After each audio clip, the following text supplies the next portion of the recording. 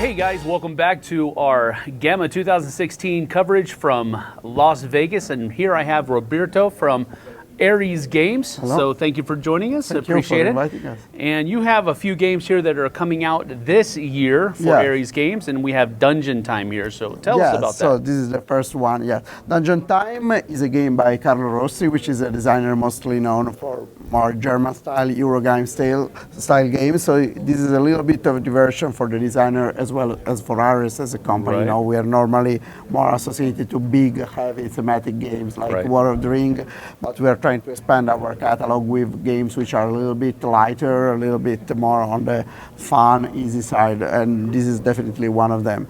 Still, we like thematic games, so we like Dungeon Time because it's a very fast and frenetic cooperative game. You can actually play one game round in 5 minutes time, so it's really, a 5-minute timer. I say it's fast, it's really fast. We're going to use that for this interview, I guess. Yeah, probably we can. Time's running out. Yeah, but anyway, so when the send timer starts, then players have to start playing cards from their hand. There is no player order, so it's all very chaotic in a way. Right. And what your purpose is you want to achieve missions. So you have various kind of missions in various degrees of difficulties, from the easier one to more difficult ones, which are shuffled in the deck at the beginning of the game. And in the deck you also get various kind of different items, like swords, bows, torches, whatever. So the missions, the harder they are, the more icons they'll have on here, the easier, the less. Yes, the more items you need to complete them. So you start calling the other friends for the items that you need to complete the missions that you have in your hand. So for example, I need a bow and I need the keys to complete the unusual assault mission. Right. And the other players now look at their hand and try to play down some of the cards that you have asked them for. In no particular order, you play card on the deck and you draw from the draw deck. But the other players in the meantime will also start to call the items they need, because you know time is running short, so you cannot wait too much. So for example, now you can also be asking to the other players, I need the herbs, I need the magic book, and I need another set of herbs to do my mission. And then another player might be playing a set of herbs on the stack. So you must use a little bit of memory, a little bit of speed, a little bit of trying to guess what might be needed next in order to fulfill the next mission. So these cards are played in front of the person who is playing them, not necessarily the person who's asking for them? Just in one pile, just in between all the players. So you just create one stack of items. When you see that all the items that you needed for a mission have been played, you can play the mission on the stack. Okay. And then, so you go on like this, playing items and missions when you think the item is there. You can't look through this. You cannot look. You can? No, you cannot. You cannot. So there's a little bit of a memory element. Of course, if you had all the time of the war, then you could think, now it was this and that, but you are running against the clock, so it's very fast. About 2.5 minutes left. Yeah, and so you go through the deck like this. You know, we haven't gone through a lot of the deck right now. And when everything has been done and played, then you start to roll out the deck and see what really happened. It's sort of, in a way, if you want a sort of super simplified space alert. You play the game, and then only at the end of the game you realize what really happened. So you start to roll out the items and say, okay, there's the bow, there's the herbs, and there's a mission. Do I have the right items to achieve the missions? No. So the mission is lost. It's not completed. If you had the right items, then those items would be discarded and the mission is completed. Why it is important to discard the items? Because too many items in your backpacks will break your shoulders.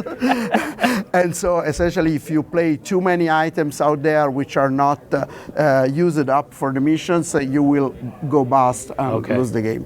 If you achieve enough missions, normally 8 missions out of 12, then you win the game and you level up. So there's actually level up concept because the missions are of increasing difficulty. So normally you start playing with only the simplest kind of mission, and as you level up, you get into the deck the most difficult kind of mission. So one game is just one round of this, or is it multiple rounds? Yeah, of this? one game can be just one round, so you can play just one game in like 10 minutes, 15 minutes, 5 minutes to play, plus 5 to 10 minutes for the rollout of the deck. Or you can play sort of a mini campaign in a way, trying to level up and to get up to the maximum level. That's neat. All right, what else have you got? We'll move these over. Yes, we do got some other games which are our next releases. This is also another card game. This is a cooperation with iGames, which is the company behind Mysterium. It's an Ukrainian company. This is a quite different kind of game from Mysterium. It's very light. Behind the Throne. Behind the Throne, yes. The concept is a game about various kind of special characters which you are trying to control and to get their power in order to influence the board and to influence the other players. There are 9 different type of characters. So they're all ranked 1 to 9. The rank is important in various ways. Okay. Okay, here it is. Here they are. And so the core mechanic of the game is a push your luck mechanic. So you're just going in each round, you are drawing cards, and you can continue to draw until either you decide to stop and to collect the cards that you draw, or you go bust. You go bust if you draw a card which is higher than the previous one. So a 5, okay, I risk I draw a 2, now I should stop really because the possibility of drawing something which is higher than a 2 is very high. So now I collect these cards. Only the player who has the most of a kind of cards control the power of those cards. So every card has a specific power.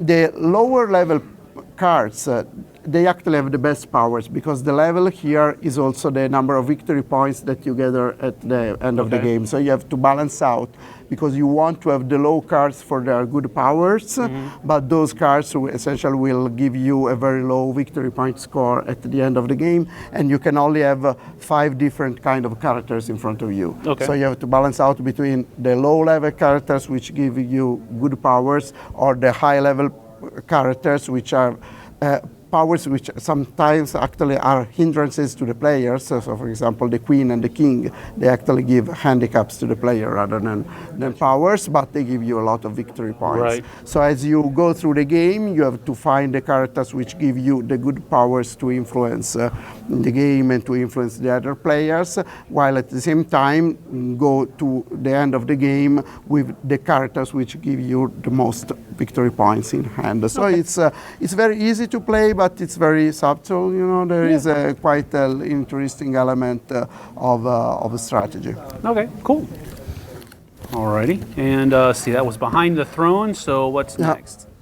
Okay, Behind the Throne is also going to be a summer release for us, just like summer release. Yes, all the games that we see here are going to be released between the early summer and late summer to early fall, so more or less in the order that we are looking at them. All right, cool.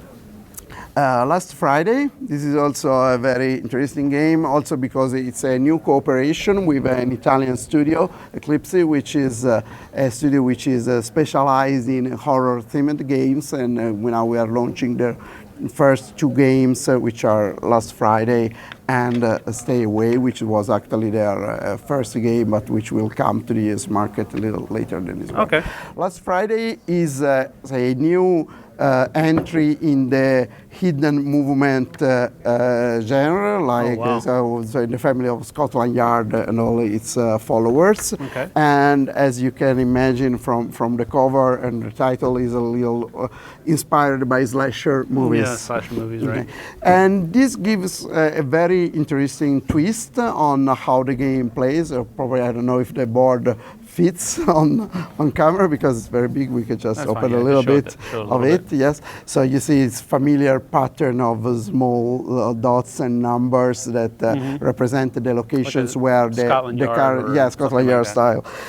And So there is one character, which is the slasher, the maniac, which is moving and planning his move behind the screen.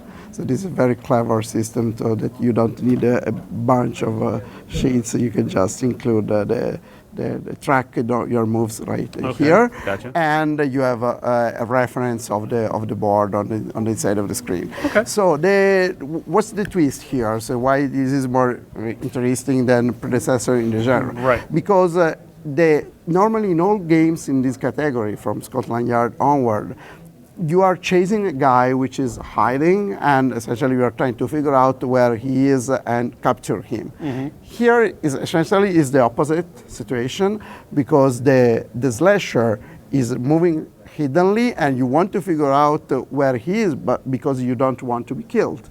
So the feeling is very different, because in a game like Scotland Yard, you are really chasing the guy and he's trying to flee, and if you get him, I got you. Mm-hmm. Here, you try to deduce where the slasher might be, and so when you realize stay away from him. Yes, when you realize where he is, and you realize that he must be maybe just right behind you, your back, and then there's quite a different kind of thrill that we're just chasing a fugitive. Then things reverse. It's scenario based, so you can play one single game, or you can play sort of a mini campaign, just like following a familiar pattern in these kind of movies. So in the beginning is the slasher, which is out for the campers. Then the dawn rises and the campers get brave, and they want to find the guy who was killing their friends. Right. And so the role reverse, and we have a more traditional situation where the campers are looking for the maniac. And if they manage to get him and kill him, it's not over yet. It's not over. These kind of characters do not die easily. True. And so there's the third scenario where the maniac is coming back, and he wants revenge and try to kill the character who killed him. Gotcha. So it's this kind of reversal of roles, and it's very thematic, very true to the setting, the genre that inspired it. Cool. And these same design teams also working on another game, which is Stay Away. This was launched through Kickstarter last year, but never got really any distribution to the American market. And so we took the game for distribution here. And the game is also based and inspired by another popular situation, The Thing. Here it's a hidden identities card game. One of the players will be The Thing, while all the other players are humans. The humans are trying to understand where the Thing is, who the Thing is, while the Thing is trying to infect all the humans, or to make sure they die, maybe because the other people mistake them for the Thing and kill them. And the identity system works very nicely, because you have this situation where the infection slowly spreads, and of course everybody who was infected may become suspect. So that's kind of a time element? Yes, there's a time element, because of course unless you find a thing soon enough and use your flamethrower, yes, everybody going to be infected. And of course you have various kind of elements. There are essentially two kind of different cards. There are stay away cards, which you handle from your hand and give you powers and abilities of various kind, and including especially the ability to look to other players' cards to try to guess what their identity is. And panic card actually are cards that when you draw them, you are forced to play them. There's a lot of the interaction is with the player who's your neighbor. Every turn you are drawing one card, playing one card, either mandatory card because it's panic, or one card that you choose because it's a stay away card. And you are also trading a card with a neighbor. So that's how the infection spread. In order to create a situation which is a little bit more fluid, more dynamic. There are actually cards which get you to swap places around the table. So this is also a physical element of players getting around the table. Yes, sometimes you think, okay, I got you, I think who you are, and I now just need one more clue about you, and then players move around and the player escapes. So what's the timetable on this one? You said it already went through Kickstarter. Yes, we actually have a small number of copies of the first edition that we will distribute with second edition rules at Origins and Gen Con to get the game known, and then the game will release after the summer, September, October. All right, cool. Well, thank you very much, Roberto, for coming on. I appreciate it very much. And thank you guys for joining. You've been watching the Dice Tower coverage of GAMA 2016 in Las Vegas. See you on the flip side, folks.